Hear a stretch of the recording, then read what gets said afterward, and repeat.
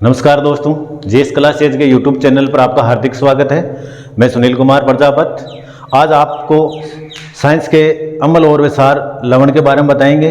अब जो ये साइंस की क्लास है जो वो रेगुलर यूट्यूब चैनल पर अवेलेबल रहेगी। तो आज का टॉपिक यही रहेगा कि अमल विसार लवण के बारे में जितने भी डीपली जितने भी क्वेश्चन बनेंगे उनका भी आगे विस्तार से इसका वर्णन किया जाएगा।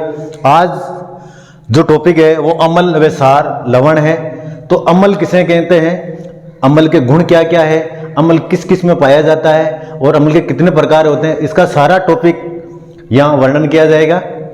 तो पहले बात कर लेते हैं कि अमल होता क्या है। अमल जो शब्द है, अमल शब्द है लैटिन वर्ड से लिया गया है जिसका मतलब होता है एसियर, और एसियर का मतलब होता है खट्टा। अमल है लैटिन शब्द से लिया गया है, एसियर से लिया गया है जिसका अर्थ होता है खट्टा। अब अमल किस किस के अंदर पाया जाता है, जैसे H2SO4 सल्फ्यूरिक अमल, HCl हाइड्रोक्लोरिक अमल,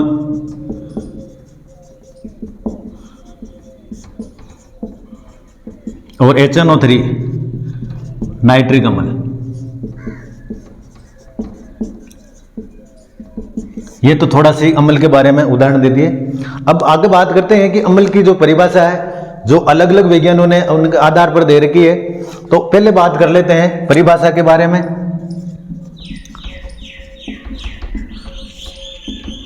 परिभाषा के बारे में बात करते हैं तो जो पहला वैज्ञानिक है ओर्नियस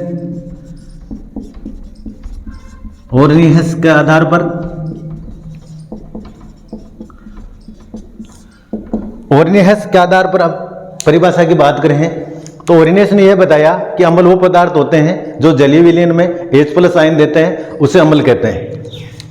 कि अम्ल वे पदार्थ होते हैं जो जलीय विलयन में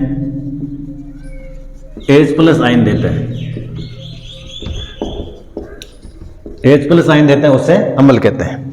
ये ओरिनेस वैज्ञानिक ने बताया कि अम्ल वो पदार्थ होते हैं जो जलीय विलयन में H+ आयन देते हैं, उसे अम्ल कहते हैं। जैसे हाइड्रोक्लोरिक अम्ल है, इसका जलीय विलयन कराने पर H+ आयन अलग देगा और क्लोरीन माइनस अलग देगा। मतलब ओरिनेस वैज्ञानिक ने यही बताया कि जो अम्ल है वो H+ आयन देता है, उसे ही अम्ल कहते हैं। ठीक है। दूसरा वैज्ञानिक है ब्रोंस्टैंड वे लोरी के अनुसार, ब्रोंस्टैंड एंड लोरी के अनुसार परिभाषा। ब्रोंस्टैंड एंड लोरी ने क्या बताया कि अम्ल वे पदार्थ होते हैं जो प्रोटॉन दान करते हैं। कि अम्ल वे पदार्थ होते हैं जो प्रोटॉन प्रदान करते हैं, उसे अम्ल कहते हैं। तीसरा वैज्ञानिक के अनुसार अम्ल की परिभाषा लुईस के अनुसार, लुईस ने क्या बताया कि अम्ल वे पदार्थ होते हैं जो इलेक्ट्रॉन युग्म ग्रहण करते हैं। अम्ल वे पदार्थ होते हैं जो इलेक्ट्रॉन युग्म ग्रहण करते हैं, उसे अम्ल कहते हैं। यह तो अम्ल की परिभाषा हो गई। कि ओरिनियस के अनुसार, ओरिनियस ने यह बताया कि अम्ल वे पदार्थ होते हैं जो जलीय विलयन में H+ आयन देते हैं, उसे अम्ल कहते हैं। और ब्रोंस्टैंड एंड लोरी के अनुसार उन्होंने ये बताया कि अम्ल वे पदार्थ होते हैं जो प्रोटॉन प्रदान करते हैं, उसे अम्ल कहते हैं। तीसरा वैज्ञानिक था लुईस के अनुसार, लुईस ने यह बताया कि अम्ल वे पदार्थ होते हैं जो इलेक्ट्रॉन युग्म ग्रहण करते हैं। ठीक है। अब तीसरी बात करते हैं कि अम्ल कितने प्रकार के होते हैं।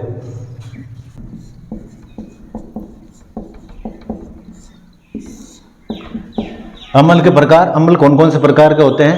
पहले बात करते हैं अम्ल के बारे में स्रोत के आधार पर। अब स्रोत के आधार पर बात करें तो अम्ल दो प्रकार का होता है। पहला होता है कार्बनिक अम्ल,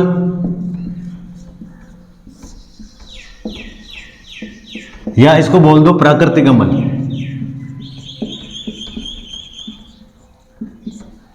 दूसरी बात करें तो अकार्बनिक अम्ल,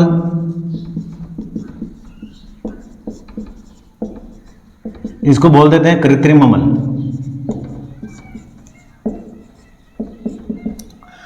कि स्रोत के आधार पर अम्ल दो प्रकार के होते हैं।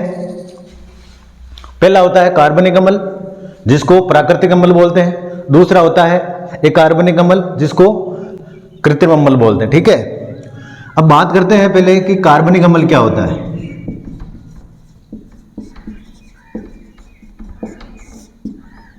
वे अम्ल जिसमें कार्बन पाया जाता है उसे कार्बनिक अम्ल कहते हैं। उदाहरण के लिए बात करें तो CH3COOH मतलब एसिडिक अम्ल। एसिटिक अम्ल, तो एसिटिक अम्ल के अंदर क्या है, ये कार्बन है। तो कार्बनिक अम्ल किसे कहते हैं, वे अम्ल जिसके अंदर कार्बन पाया जाता है उसे कार्बनिक अम्ल कहते हैं, जैसे एसिटिक अम्ल है। तो जो कार्बनिक अम्ल है वो प्राकृतिक स्रोतों से लिया जाता है, जैसे जीव जंतु या पादप, मनुष्य, उसके अंदर जो कार्बनिक अम्ल पाया जाता है। अब कार्बनिक अम्ल है जो किस किस के अंदर पाया जाता है उसका उदाहरण लिख देते हैं। जैसे एसिटिक अम्ल है, एसिटिक अम्ल है वो सिरका के अंदर पाया जाता है। दूसरा होता है फॉर्मिक अम्ल,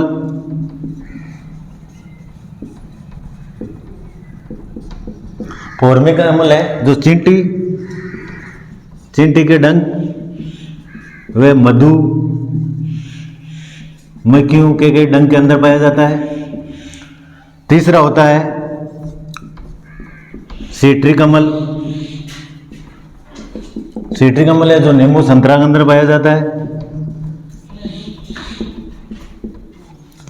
चौथा होता है ट्राइट्रिक अम्ल, ट्राइट्रिक अम्ल है वो इमली के अंदर पाया जाता है। पांचवा होता है लैक्टिक अम्ल जो दही के अंदर पाया जाता है। छठवा होता है ऑक्जेलिक अम्ल,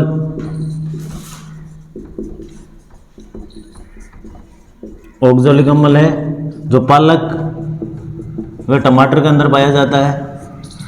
और सातवां होता है एसबोरिक अम्ल, एसबोरिक अम्ल है जो विटामिन सी के अंदर पाया जाता है, आंवला और अमरूद के। तो ये अम्ल है जो कार्बनिक अम्ल के बारे में बात कर रहे थे कि कार्बनिक अम्ल किसे कहते हैं, वे अम्ल जिसके अंदर कार्बन पाया जाता है उसे कार्बनिक अम्ल कहते हैं। कार्बनिक अम्ल का मतलब उसका उदाहरण की बात की करें तो CH3COOH मतलब जो एसिडिक अम्ल होता है वो सिरका के अंदर पाया जाता है। तो आगे अम्ल की बात करते हैं कि जो अम्ल है वो किस किस के अंदर पाया जाता है। जो एसिडिक अम्ल है वो सिरका के अंदर पाया जाता है। जो फॉर्मिक अम्ल है वो चींटी के डंक या मधुमक्खी के डंक के अंदर पाया जाता है। तीसरा होता है सिट्रिक अम्ल जो नींबू और संतरा के अंदर पाया जाता है। चौथा होता है जो ट्राइट्रिक अम्ल जो इमली के अंदर पाया जाता है। तो पांचवा होता है वो लैक्टिक अम्ल जो दही के अंदर पाया जाता है। और छठा होता है जो ऑक्जेलिक अम्ल जो पालक और टमाटर के अंदर पाया जाता है। सातवां होता है जो एसबोरिक अम्ल, और जो एसबोरिक अम्ल है वो आंवला और अमरूद के अंदर पाया जाता है। ये हो गए कार्बनिक अम्ल। अब बात आगे करते हैं कि एक कार्बनिक अम्ल किसे कहते हैं।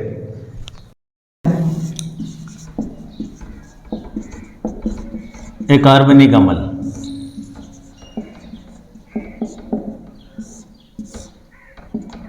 एक कार्बनिक अम्ल किसे कहते हैं कि वे अम्ल जिसमें कार्बन नहीं पाया जाता है।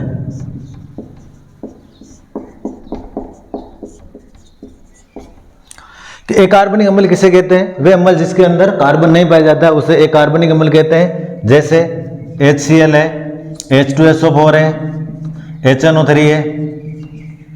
कि HCl है जिसको हाइड्रोक्लोरिक अम्ल बोलते हैं,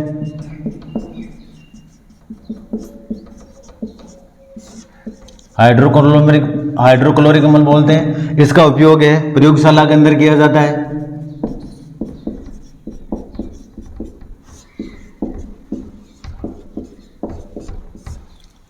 H2SO4 है, जैसे पेट्रोलियम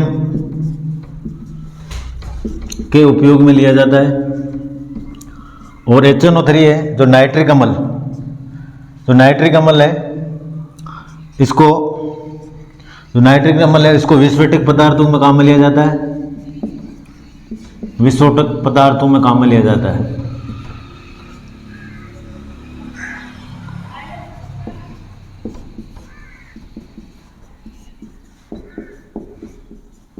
विस्फोटक पदार्थों में काम में लिया जाता है। अब अम्ल के प्रकार है, जो अम्ल के प्रकार, पहले कार्बनिक अम्ल पढ़ लिया, अब एक कार्बनिक अम्ल पढ़ लिया। एक कार्बनिक अम्ल किसे कहते हैं? वह अम्ल जिसके अंदर कार्बन नहीं पाया जाता है, जैसे HCl हाइड्रोक्लोरिक अम्ल। जो हाइड्रोक्लोरिक अम्ल है उसका उपयोग है प्रयोगशाला के अंदर किया जाता है। और दूसरा होता है H2SO4 जिसका सल्फ्यूरिक अम्ल, जिसका उपयोग पेट्रोलियम पदार्थों के लिए उपयोग में किया जाता है। और तीसरा होता है HNO3 मतलब नाइट्रिक अम्ल, इसका उपयोग विस्फोटक पदार्थों में काम में लिया जाता है। अब दूसरा ये तो हो गए मतलब स्रोत के आधार पर H2 व O2 के आधार पर कौन कौन से होते हैं, मतलब H2 और O2 का आधार। H2 का मतलब होता है हाइड्रा, मतलब हाइड्रोजन के आधार पर कौन कौन से होते हैं, और O2 का मतलब होता है ऑक्सीजन के आधार पर कौन कौन से। तो पहले बात करते हैं कि ऑक्सी अम्ल किसे कहते हैं, कि ऑक्सी अम्ल किसे कहते हैं। ऑक्सी अम्ल अम्ल वो पदार्थ है जिसमें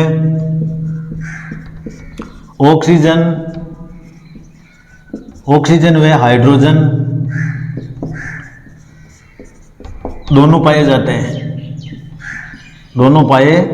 जाते हैं, उसे ऑक्सी अम्ल कहते हैं। जैसे H2SO4 है, HNO3 है, इन दोनों के अंदर क्या है कि हाइड्रोजन भी है और ऑक्सीजन भी है। मतलब ऑक्सी अम्ल किसे कहेंगे? जिसके अंदर ऑक्सीजन और हाइड्रोजन दोनों पाए जाते हैं, उसे ऑक्सी अम्ल कहते हैं। दूसरा होता है हाइड्रो या हाइड्रा।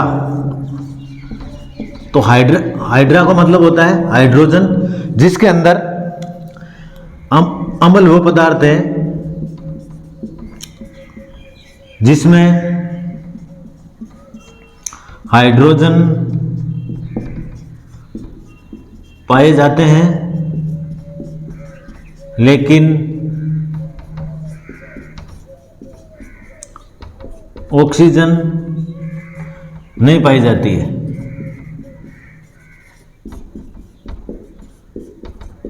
उसे हाइड्रा अम्ल कहते हैं। हाइड्रा अम्ल किसे कहते हैं कि वे अम्ल वे पदार्थ होते हैं जिसके अंदर हाइड्रोजन पाए जाते हैं लेकिन ऑक्सीजन नहीं पाई जाती, उसे हाइड्रा अम्ल कहते हैं। इसका उदाहरण की बात करें तो जैसे HCl है हाइड्रोक्लोरिक अम्ल, तो इसके अंदर है जैसे हाइड्रोक्लोरिक अम्ल बोल दो या HCl के अंदर है, इसके अंदर केवल हाइड्रोजन पाया जाता है, ऑक्सीजन नहीं पाई जाती है, ठीक है ना, उसको हाइड्रा अम्ल कहते हैं। ऑक्सी अम्ल किसे कहते हैं कि अम्ल वे पदार्थ है जिसके अंदर ऑक्सीजन व हाइड्रोजन दोनों पाए जाते हैं, उसे ऑक्सी अम्ल कहते हैं। जैसे H2SO4 या HNO3। H2SO4 मतलब सल्फ्यूरिक अम्ल और नाइट्रिक अम्ल। दूसरा होता है हाइड्रो का मतलब होता है जिसके अंदर हाइड्रोजन पाई जाती है, ऑक्सीजन नहीं पाई जाती है, उसे हाइड्रा अम्ल कहते हैं। जैसे HCl हाइड्रोक्लोरिक अम्ल। तीसरा होता है H+ आयन के आधार पर, H+ आयन त्यागने के आधार पर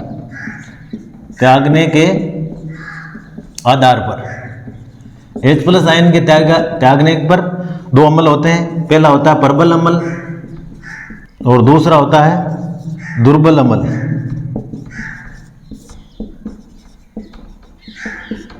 प्रबल अम्ल और दुर्बल अम्ल, ठीक है। प्रबल अम्ल किसे कहते हैं? प्रबल अम्ल वे अम्ल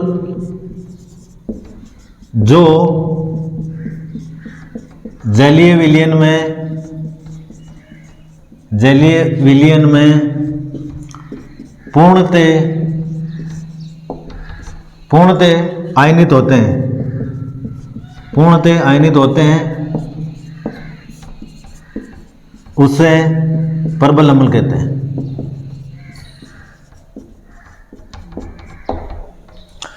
कि भाई प्रबल अम्ल किसे कहते हैं कि वे अम्ल जो जलीय विलयन में पूर्णतः आयनित होते हैं उसे प्रबल अम्ल कहते हैं।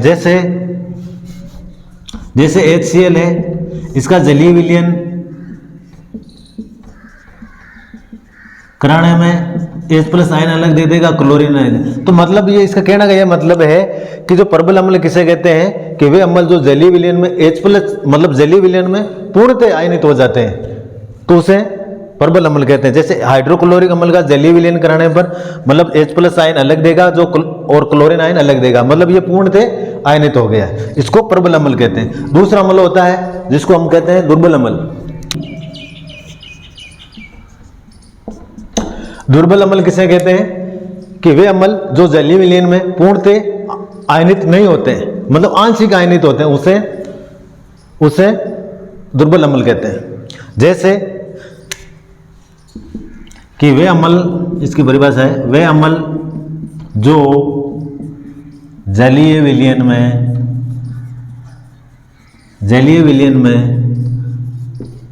पूर्णतः आयनित नहीं होते हैं उसे दुर्बल अम्ल कहते हैं। जैसे CH3COH, मतलब इसका जलीय विलयन कराने पर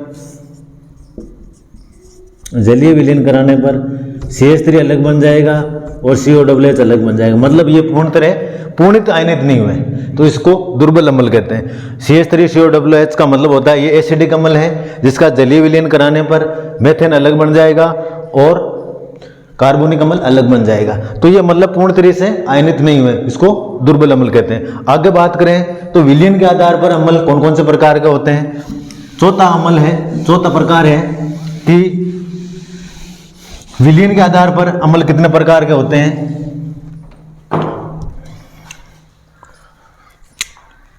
चौथा अम्ल है विलयन के आधार पर। विलयन के आधार पर कौन कौन से अम्ल होते हैं। तो विलयन के आधार पर पहला होता है सांद्र अम्ल। सांद्र अम्ल किसे कहते हैं। सांद्र अम्ल किसे कहते हैं कि वे अम्लीय विलयन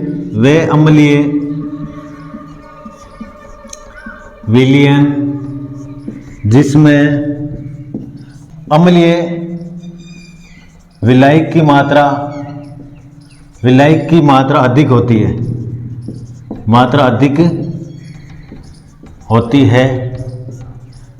उसे सांद्र अम्ल कहते हैं। सांद्र अम्ल किसे कहते हैं कि वे अम्लीय विलयन जिसमें अम्लीय विलायक की मात्रा अधिक होती है उसे सांद्र अम्ल कहते हैं। दूसरा होता है तनु अम्ल। तनु अम्ल किसे कहते हैं।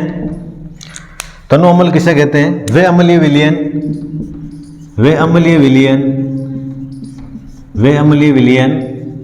जिसमें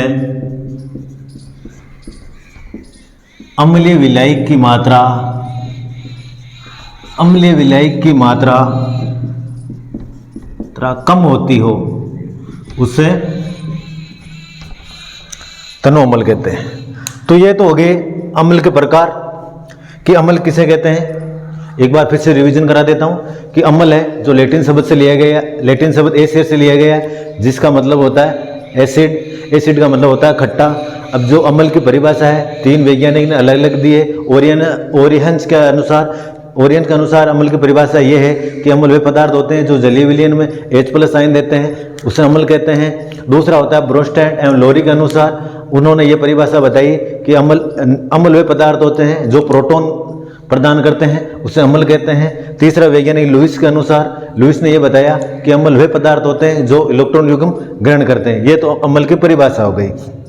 अब अम्ल के प्रकार की बात करें तो अम्ल के प्रकार पहला जो है वो स्रोत के आधार पर बात करें तो कार्बनिक अम्ल, और दूसरा होता है अकार्बनिक अम्ल। कार्बनिक अम्ल को ही प्राकृतिक अम्ल बोलते हैं और अकार्बनिक अम्ल को कृत्रिम अम्ल बोलते हैं। और अगर बात करें दूसरी H2 और O2 के आधार पर कि हाइड्रा और ऑक्सी अम्ल कौन कौन से होते हैं। दो होते हैं हाइड्रा और ऑक्सी, कि जिसके अंदर ऑक्सीजन हाइड्रोजन दोनों पाई जाती है उसे ऑक्सी अम्ल कहते हैं। और हाइड्रा का मतलब होता है जिसके अंदर केवल हाइड्रोजन पाया जाता है, ऑक्सीजन नहीं पाया जाता है। ये हो गया H2 और O2 के आधार पर। तीसरा होता है कि H+ आयन त्यागने के आधार पर दो प्रकार के अम्ल होते हैं, प्रबल अम्ल और दुर्बल अम्ल। प्रबल अम्ल प्रबल अम्ल उसको कहेंगे जो मतलब पूर्णतः आयनित होते हैं, उसे प्रबल अम्ल कहते हैं। जिसमें दूसरा होता है दुर्बल अम्ल, जिसमें पूर्णतः वो आयनित नहीं होते हैं, उसे दुर्बल अम्ल कहते हैं। तीसरा अम्ल होता है विलयन की अम्लीयता के आधार पर, जिसको मतलब तनु अम्ल और सांद्र अम्ल बोलते हैं। ठीक है, तो सांद्र अम्ल किसे कहते हैं कि वे अम्लीय विलय जिसमें विलय की मात्रा अधिक होती है, उसे सांद्र अम्ल कहते हैं। दूसरा होता है तनु अम्ल, जिसमें विलयन की मात्रा कम होती है, वो तनु अम्ल कहलाते हैं। अब ये तो होगी अम्ल की प्रकार। आगे बात करते हैं हम कि अम्ल के गुण कौन से हैं या अम्ल की विशेषताएं। अम्ल के गुण या विशेषताएं कि अम्ल के क्या गुण हैं और क्या विशेषताएं हैं। तो अम्ल की बात करें हैं तो अम्ल है जो नीले लिटमस को लाल कर देते हैं, लाल कर देते हैं। ये तो हो गए अम्ल के गुण, मतलब अम्ल है जो नीले लिटमस को लाल कर देते हैं। दूसरा होता है अम्ल है जो स्वाद में खट्टे होते हैं। तीसरा गुण की बात करें तो अम्ल की जो pH है वो 7 से अधिक होती है।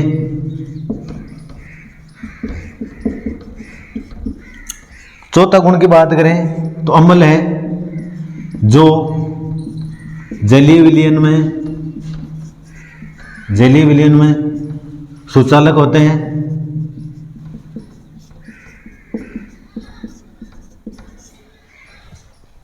और पांचवा है अम्ल है जो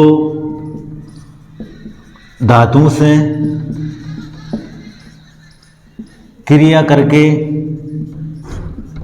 H2 व लवण और गैस बनाते हैं। ये हो गई अम्ल की विशेषताएं कि अम्ल के गुण या विशेषताएं। तो अम्ल की बात करें तो अम्ल है जो नीले लिटमस को लाल कर देते हैं। दूसरा होता है अम्ल है जो स्वाद में खट्टे होते हैं। तीसरा होता है अम्ल की जो pH है वो 7 से अधिक होती है। अब pH का है ये टॉपिक है जो आगे पूरा कंप्लीट पढ़ा देंगे कि भाई pH क्या होती है। pH का मतलब यही होता है कि जो अम्ल है और वो क्षार की सांद्रता मापने के लिए एक स्केल होती है, उसको pH कहते हैं। ठीक है, जो अम्ल की जो pH है वो 7 से अधिक होती है। अम्ल है जो जलीय विलयन में सुचालक होते हैं। और अम्ल है जो धातु से क्रिया करके H2 व लवण और गैस बना देते हैं। तो आज का टॉपिक यहीं विराम करते हैं।